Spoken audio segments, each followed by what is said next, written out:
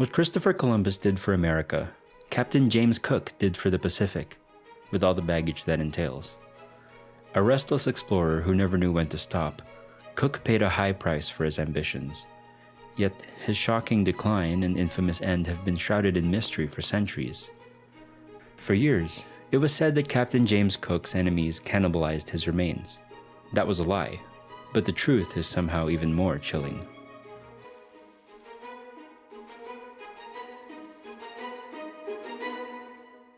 Born in November 1728 in Yorkshire, England, as the second of 8 children, Cook wasn't always drawn to marine life. He spent his post-school days helping his father manage a farm, and then settled in the village of Staithes to work as a shop boy, a job he was hopelessly bad at. It was only after giving up these moderate ambitions, and as a somewhat desperate plan B, that Cook became a merchant navy apprentice. Suddenly, a whole new world opened up. Cook had a meteoric rise through the ship's ranks. Despite his difficulties cutting it as a shop boy, he gained a reputation for extraordinary competence at sea, and excelled at many intellectual skills required of sailors, including algebra, navigation, and astronomy.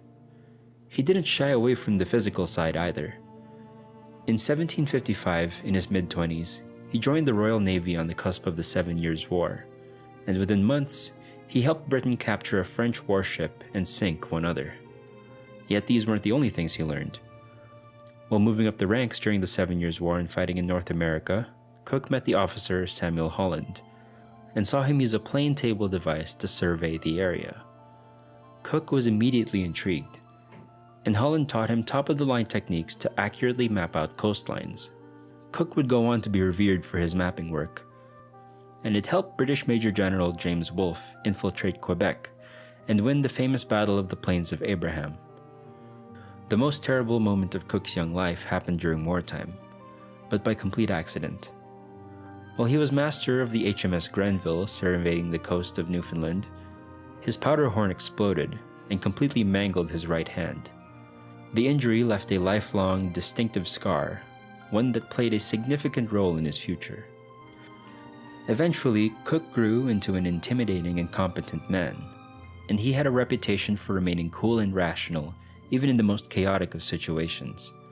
And believe it or not, he reportedly remained completely sober and celibate while on his voyages.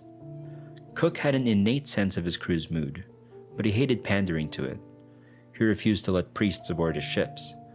His demeanor, though usually calm, would erupt in the face of incompetence or backtalk from his men.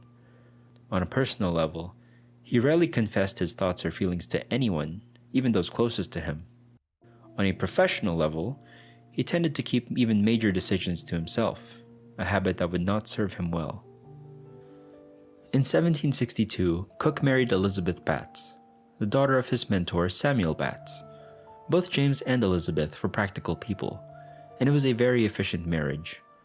The couple had 6 children in total, though 3 of them didn't live past infancy.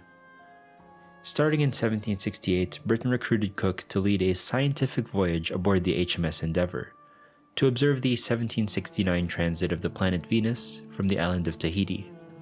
They chose Cook for his adeptness at navigation and astronomy, but also because they thought he could keep a secret.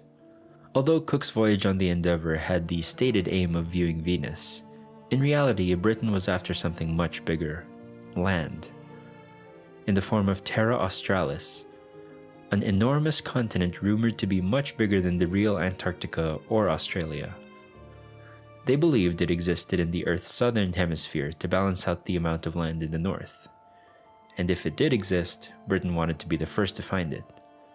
After all, colonizing the hypothetical continent could lead to untold riches. So, in addition to Cook's astronomical orders, Britain issued him confidential aims to claim any undiscovered lands for the current monarch, King George III. But this was a tall order for one particular reason. Sea travel was dangerous for all the reasons you might imagine, but nothing was more feared in the 18th century than scurvy. Sailors who spent months and years on water without fresh produce often suffered from severe vitamin deficiency, though at the time, no one knew what the cause was. This resulted in fatigue, bleeding gums, and eventually death. The longer the voyage, the bigger the risk. The most incredible part is, Cook reportedly never lost a crew member to scurvy. His secret was a mix of his usual discipline and very unusual luck. To combat scurvy, Cook insisted on certain diet restrictions and standards of ship cleanliness. And though not all of these directives were useful, some of them were vital to their survival. Perhaps most effective of all, he banned his men from skimming the salt fat from copper boiling pans, a common occurrence at the time. As it happened, ingesting copper compounds prevents the absorption of vitamins, so having sailors avoid the practice was a godsend. In April 1769, Cook did what he publicly set out to do, arriving in Tahiti and observing the transit of Venus.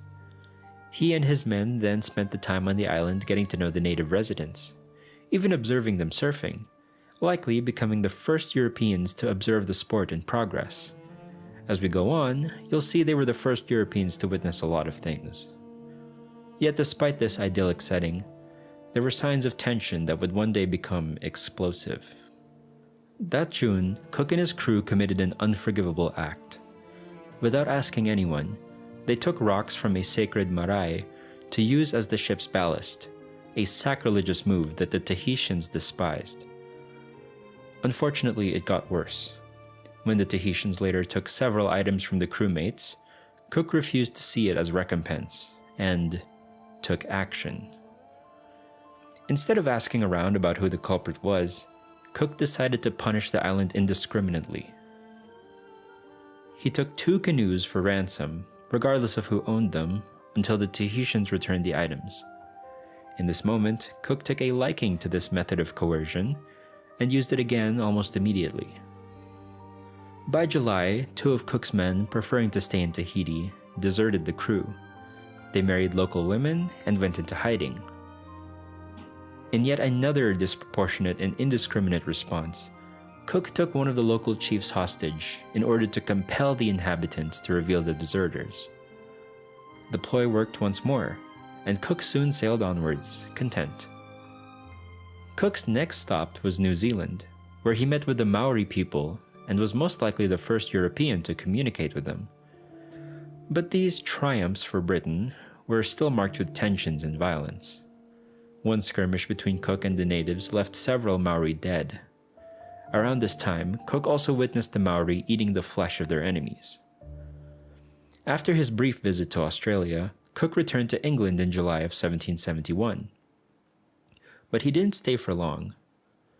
Cook and his crew spent literal years at sea, but the restless explorer rested exactly 12 months on his home shores before itching to sail again, and he readily accepted a second voyage with the Royal Society. This time, Britain sent him with the specific intent to find Terra Australis once and for all, and Cook personally chose to command the HMS Resolution alongside Tobias Furneaux, who commanded the HMS Adventure. They left in July 1772, and it began to fall apart almost immediately. Tobias Furneaux's style of command was not in sync with that of Cook's. Furneaux almost immediately deviated from Cook's dietary regime, and just a month after setting out, 20 of his men contracted scurvy, one of whom died. The ships also kept losing each other, and in October, a storm resulted in them separating permanently. Thanks to this early hiccup, Cook's HMS Revolution spent much of the second voyage traveling in search of Terra Australis, alone. Even as Cook became increasingly sure that no such continent existed.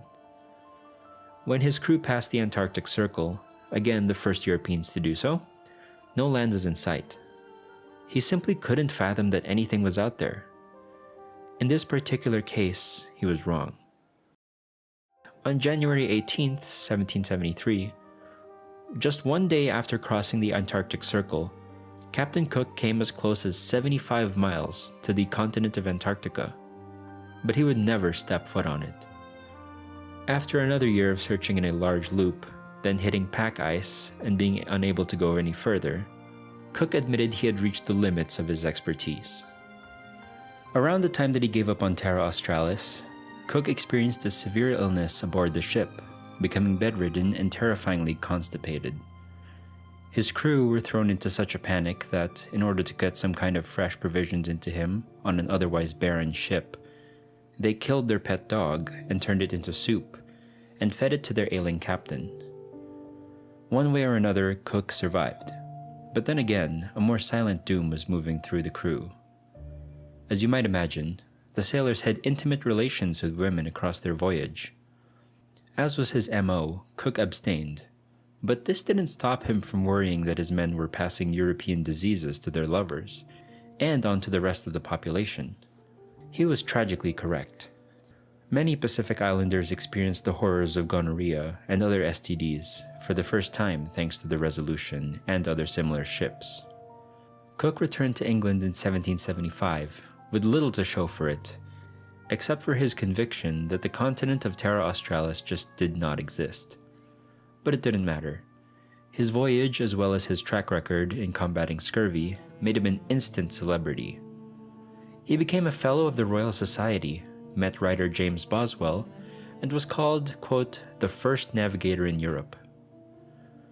Cook's retirement consisted of a cushy position as a captain of Greenwich Hospital and a pension of £230 per year, and this made him absolutely miserable. By now, he was 47 years old and suffered from mental and physical exhaustion, as well as possible diseased gallbladder. But at the same time, he missed his days of exploration. But then an opportunity fell right into his lap. When Cook heard that the Admiralty now wanted to find the fabled Northwest Passage connecting North America to Asia, he immediately jumped at the opportunity. Initially, he was just supposed to be a consultant for the expedition, but in a meeting where he was supposed to help select officers, he declared that he would lead the voyage himself. Turns out, the Admiralty loved his decision, even if he had a notoriously quick temper and was past his prime. Before setting out on his third expedition, everything looked to be in impeccable order.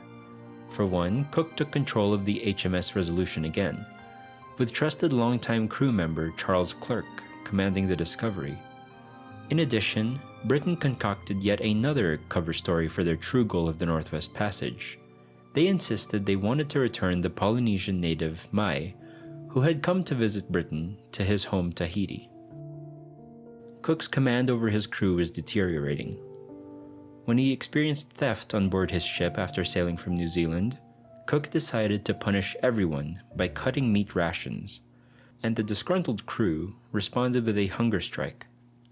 In response, his use of flogging as punishment became more frequent than ever before, with some men enduring as much as 60 lashes. Something changed in Cook. In his third voyage, Cook no longer seemed to possess any true drive of exploration. Much to his crew's confusion, he now left many of the islands around him untouched. As a result, he became more closed off and reclusive. His men began to whisper that something was deeply wrong with Captain Cook. But even they couldn't predict the bloody outcome. All hell broke loose after the Polynesians stole a goat from his crew. Cook decided he would get the goat back no matter the cost, and together with a portion of his men, they completely ravaged the island. He burned homes, crops, and especially canoes, with no sign of stopping, until the goat was finally returned. The other crew members, as well as the natives, were aghast at this disproportionate attack, but Cook wasn't done just yet. Deterring thievery was now a complete obsession for Captain Cook, and he had no mercy when it came to punishing offenders. When a valuable sextant was stolen from the ship, he tracked the culprit down in no time at all, locking him up aboard the Resolution. He then cut off his ears as a permanent sign of his shame, and sent him back to shore. His men were too afraid to go against him. After leaving his ward Mai in Tahiti at the end of 1777, Cook began the true aim of his expedition in earnest, setting off for the Northwest Passage. But in January 1778, he instead found something else: the Hawaiian Islands, a paradise no European had ever seen. Luckily, the natives spoke the same language as the Tahitians, thanks to an ancient migration route. and Cook and his men were able to communicate with them even if they no longer had Mai. Cook's attempt to find the Northwest Passage over the next few weeks proved both futile and miserable. Storms and hostile winds continually hindered the voyage, and Cook's deteriorating mental state was no help either. He started making huge errors, including when he missed the 10-mile-wide passage off Unimak Island into the Bering Sea, and the very next day ran his ship aground after pushing too far in the fog. Around October of 1778, Cook, now nearly 50 years old, gathered his men together and finally conceded that they were never going to find the Northwest Passage in these conditions. But much to their surprise, that didn't mean they were going home. Cook wanted to sail south again toward Hawaii to try again next year. It was an entirely unnecessary plan, and it spelled his end. The events of Cook's life after anchoring in Hawaii in 1779 will always have an air of mystery surrounding it. But according to most historians' interpretations, the islanders, having heard of his previous journey to their islands, mistook Cook for a deity, specifically the rain god Lono. He had, after all, arrived during the Makahiki, the harvest festival that worshipped Lono, and his ship route was reminiscent of certain Hawaiian religious lore. A massive crowd of 10,000 people gathered to greet Captain Cook. Cook even met with the Hawaiian chief, King Kalaniʻopuʻu, who gave him a magnificent feather cape in recognition of his admiration, and the pair of them eventually exchanged names.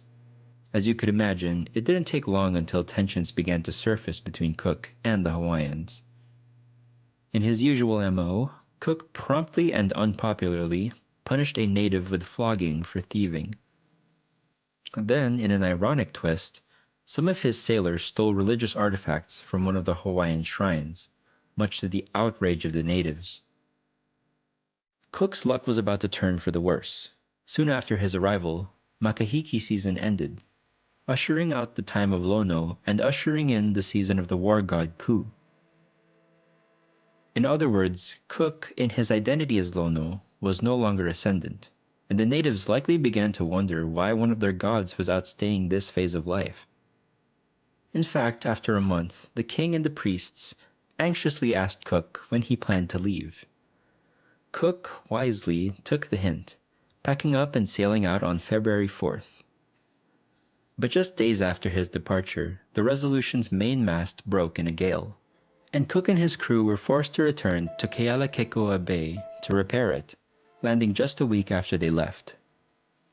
At this point, though, both sides had grown very tired of one another, but the presence of Lono this deep in the season of Ku was really awkward for the Hawaiian priests. It dawned on them that Cook was not a deity at all, but a normal man. The atmosphere now grew more tense than ever, as the Europeans repaired their ship, starting with petty thefts popping up here and there.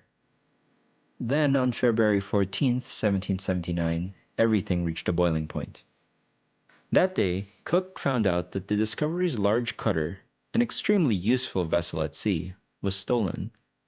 Incensed, he fell back on his tried-and-true strategy. He decided he was going to hold King Kalaniʻopuʻu for ransom until the cutter was returned.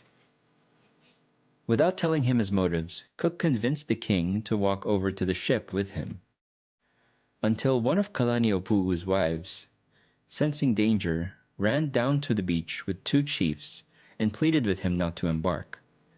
Soon, a crowd of 2,000 to 3,000 Hawaiians gathered near the area. Then, just as Cook tried to persuade Kalaniʻopuʻu to continue walking, horrible news reached the masses. On the other side of the bay, some of Cook's men had shot another chief in an unrelated altercation. Suddenly, the Hawaiians' long-simmering resentment and doubts about Cook and his men turned into rage. A warrior threatened the captain with a dagger and a stone, and before long the entire crowd was throwing stones at Cook's men, with the Europeans firing their rifles in response. The Marines managed to fire just one round before the growing crowd of Hawaiians fell on them and they had to retreat. But Cook never escaped. Another Hawaiian clubbed him on the back of the head, and the group surrounded him, stabbing and beating the false god to death, as his men watched from the boats. When the scene calmed down, 4 Marines were dead alongside their captain, though many more Hawaiians perished that day, as well as in the days that followed. In accordance with his status as a high-ranking enemy, the Hawaiians dismembered Cook, burnt him, and then distributed his parts among various chiefs on the island, though it should be stated that his body was never eaten. In fact, it was partially returned. Nowadays, modern historians have suggested a new, tragic reason for his disturbing end. Tracking the change in Cook's mood and personality from his first to his third voyages, some believe the captain may have suffered from some mental or physical illness, one that made him cruel, impulsive, and ultimately spelled his doom. A day later, King Kalaniʻopuʻu allowed priests to return part of Cook's thigh to his crew, and 3 days later, more parts, including his legs, arms, and hands, made their way back to the ship. Gruesomely, Cook's men were able to identify his remains by the distinctive scar he had gotten on his hand decades ago in the 7 Years' War. Throughout this time, some Hawaiians asked officers when Lono would return, and if he would seek vengeance. Charles Clerke, who had been commanding the HMS Discovery, now took over as leader of the expedition. He cautioned the men against full-scale retaliation, and, after burying what he had of Cook at sea, set off as soon as he could. The ruined voyage still clung to Cook's plan and sailed north again to find the Northwest Passage, once more to no avail. Exhausted and empty-handed, the crew finally returned to England in October of 1780. By this point, the news of Cook's death had already made its way there. Captain James Cook's brutal death is now viewed as a cautionary tale of one man's obsession and hubris, not to mention the hubris of the entire colonial project. In some ways, he was a great man, but ultimately, his deeds and decisions left behind a legacy of cruelty and shame. Thanks for watching History Exposé. If you love uncovering the best stories in history, hit like and subscribe to keep exploring with us. If you enjoyed this video, check out the videos on screen for more amazing history content.